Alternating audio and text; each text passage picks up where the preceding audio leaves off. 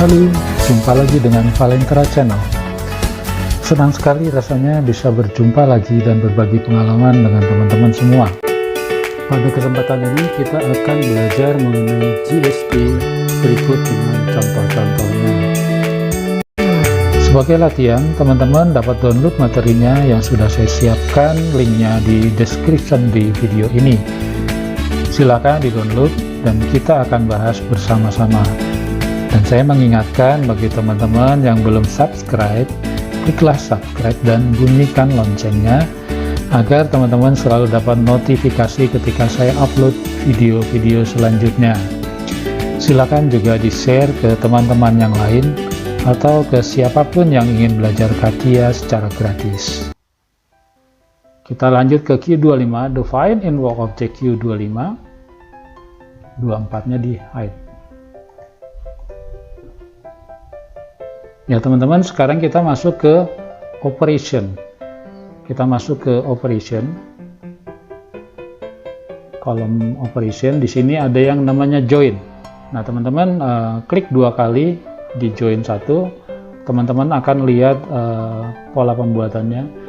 Join ini artinya kita menghubungkan dari beberapa elemen menjadi satu elemennya. Seperti itu, kita mendapatkan yang namanya join satu. Awalnya adalah seperti ini, teman-teman boleh di hide join satunya, kemudian di open yang atau di show yang curve ABC nya. Nah di sini ada curve A, curve B, dan curve C.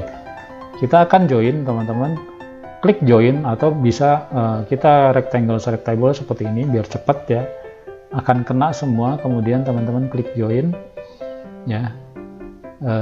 Perhatikan di sini ada check connectivity dan check manifoldnya. Merging distance-nya adalah 1 mikron, 0,001 mm. Seperti itu. Maka kita akan mendapatkan satu elemen yang namanya join 6. Mudah sekali. Kemudian lanjut ke Q26, define invoke object Q26, 25-nya di hide, fit all in. Nah teman-teman, di sebelahnya join itu ada yang namanya split dan trim. Nah di sini ada dua pengertian, ada split, ada trim. Ya, perhatikan ikonnya berbeda ya. Split itu horizontal, trim itu vertikal, seperti itu. Ya, kalau teman-teman mau lihat boleh klik dua kali di split 2. Awalnya adalah seperti ini. Garis atau curve ini kita split terhadap dua buah poin seperti tadi. Oke, kalau mau coba di hide dulu splitnya, kemudian teman-teman di show curve-nya. Awalnya seperti ini. Awalnya seperti ini, ada sebuah curve, ada dua buah poin. Maka kita bisa split. Klik split, kita potong ya. Elemen to cut-nya adalah ini. Ya teman-teman. Kemudian cutting elemennya adalah poin. Misalkan saya potong terhadap poin ini, dan saya potong terhadap poin ini dan terhadap poin ini. Maka kita akan mendapatkan split 14. Ini adalah split yang baru seperti ini. Ya. Elemen pemotongnya dia terpisah, dia tetap di show, tetap terlihat. Nah, kalau kita tidak butuhkan, baru kita hide. Seperti itu. Kita lanjut ke Q27, define invoke object Q27, Q26 di hide. Ya teman-teman, di Q27 ini adalah kita belajar untuk membuat trim. Kalau tadi split, sekarang trim. Nah contohnya adalah seperti ini. Di sini ada trim 1, 2, 3, 4. Yang terakhir adalah trim 4. Seperti ini. Ya. Bagaimana pola pembuatannya, teman-teman bisa lihat, perhatikan di sini trim definition-nya seperti ini. Oke, kita akan coba. Boleh di hide dulu trim 4-nya. Nah teman-teman, show-lah curve 1 sampai 5. Nah awalnya adalah seperti ini. Kita akan buat seperti tadi. Hasil akhirnya adalah membentuk sebuah curve yang sudah menjadi satu bagian. Gunakanlah trimming. Teman-teman bisa gunakan komen berulang atau klik dua kali karena trimmingnya banyak. Nah, teman-teman, untuk trimming ini sebenarnya kita bisa lakukan bisa sekaligus jadi, tetapi saya tidak menyarankan itu. Contohnya kalau misalkan saya langsung jadi ya, saya langsung trimming ini tinggal klik-klik saja, dia akan langsung jadi. Nah, seperti itu. Beda. Yang trim 9 ini hanya di satu kali klik langsung jadi. Tetapi di contohnya itu sampai 4 kali potong, 4 kali trim ya. Kenapa saya lakukan itu? Ya, karena untuk memudahkan kita. Kalau teman-teman langsung lakukan trimming sekali jadi, ketika nanti kita melakukan proses editing atau perbaikan, itu akan kesulitan ketika kita mencari elemen mana yang harus kita perbaiki. Tetapi kalau kita lakukan hanya dua elemen, itu akan mudah sekali untuk menemukan elemen mana yang bermasalah. Contohnya seperti ini, kita bisa lakukan komen berulang karena banyak trimnya, klik-klik 2 kali. Misalkan saya trimming ini dengan yang ini dulu. Oke, jadi satu bagian ini dulu yang namanya trimming 9 ya. Hanya 2 elemen. Kemudian kita lanjutkan lagi, kita sambungkan dengan elemen ini.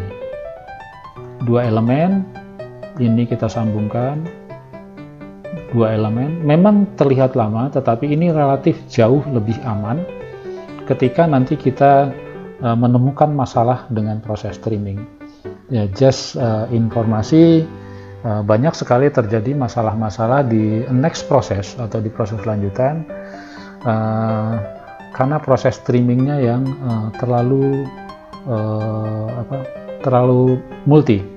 Jadi menghindari itu, maka sebaiknya teman-teman lakukanlah trimming dengan simple, cukup dua saja, jauh lebih aman ketimbang dilakukan trimming sekaligus.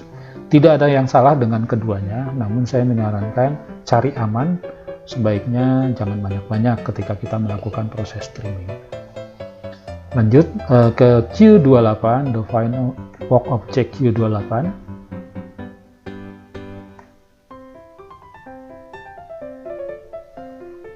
Ya, teman-teman, di Q28, teman-teman bisa melihat bagaimana cara kita mendapatkan sebuah curve dari sebuah surface.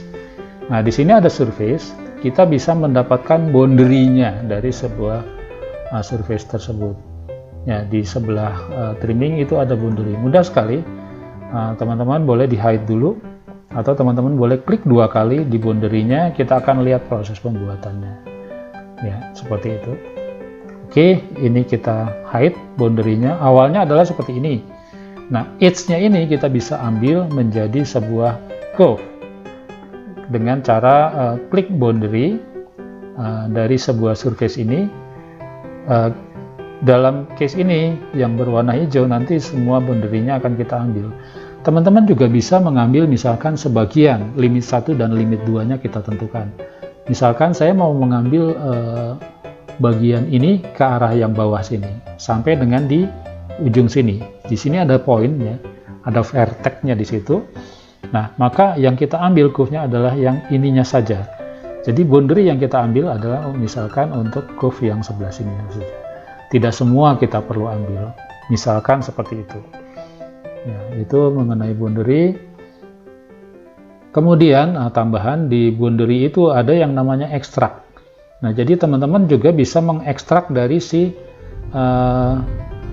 curve-nya ini. Si edge-nya ini kita bisa juga ekstrak. Misalkan saya ekstrak ini, nah maka saya sudah mendapatkan satu curve yang namanya ekstrak 1. Seperti itu. Dengan pola yang mana silakan teman-teman gunakan yang manapun sama saja ya. Yang penting kita mendapatkan curve dari sebuah surface-nya seperti itu. Oke, kita lanjut ke Q29, Define in Walk Object Q29, 27-nya di hide, fit all in. Ya teman-teman, di Q29 ini kita bisa menggunakan transformation ya, menggunakan transformation dengan menggunakan translate ya, menggunakan translate, memindahkan satu elemen dari satu posisi ke posisi yang lain menjadi elemen yang baru. Di sini ada yang namanya translate 1, teman-teman boleh klik 2 kali, kita lihat pola pembuatannya adalah seperti ini.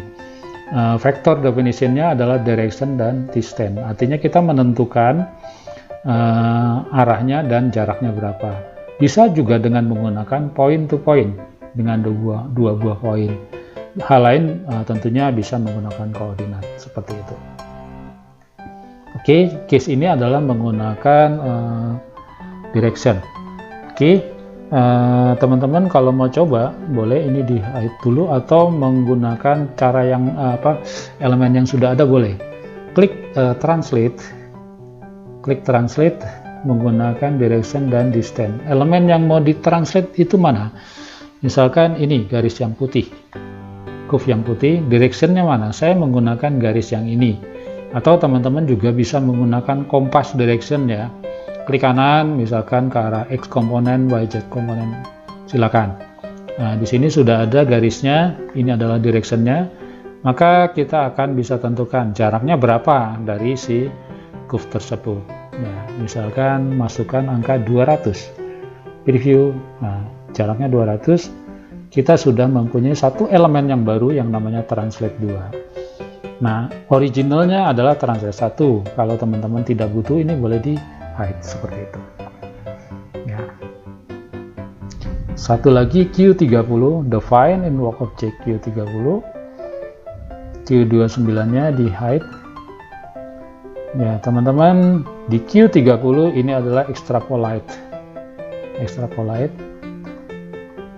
seperti ini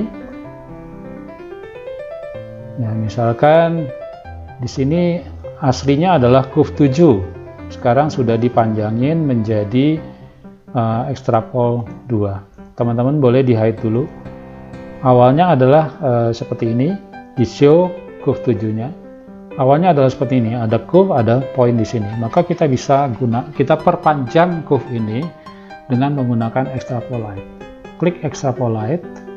Nah, boundary-nya mana? Boundary-nya adalah ujungnya itu atau poinnya di sini. Poinnya kemudian kita extrapolate terhadap curve ini. Nah, maka teman-teman perhatikan, dia akan bertambah panjang sesuai yang kita mau. Lengthnya berapa di sini, tinggal dimasukkan value-nya. Kemudian continuity-nya teman-teman bisa atur, apakah curvature atau tangent. Ya, perhatikan agak beda hasilnya kalau kita gunakan tangent. Preview, oke, seperti itu. Nah, ini hanya tangent, hanya smooth saja di sini. Tapi kalau curvature dia akan mengikuti bentuk dari curve-nya ini, maka dia akan sedikit menurun, makin lama makin akan turun ke bawah. Itu untuk extrapolate. Nah, teman-teman sampai di sini dulu pembahasan kita. Selanjutnya nanti kita akan bahas mengenai surfacing ya. Ini banyak sekali nanti variasi-variasi pembuatan surface modeling dari si GSD atau Generative Shape Design. Untuk tahap pertama kita concern di 3D curve-nya dulu. Kita akan latihan menggunakan 3D curve dengan membuat section-section supaya nanti teman-teman mahir menggunakan 3D curve di 3 dimensi GSD ini. Tujuannya apa? Ketika teman-teman sudah mahir menggunakan 3D curve, akan sangat membantu ketika nanti teman-teman masuk ke surfacing. Baik teman-teman, sampai di sini dulu pembahasan kita, dan kita akan lanjutkan pada video-video selanjutnya. Saya mengingatkan bagi teman-teman yang belum subscribe, kliklah subscribe dan bunyikan loncengnya agar teman-teman selalu mendapat notifikasi untuk video-video selanjutnya. Terima kasih, sampai jumpa. Alright.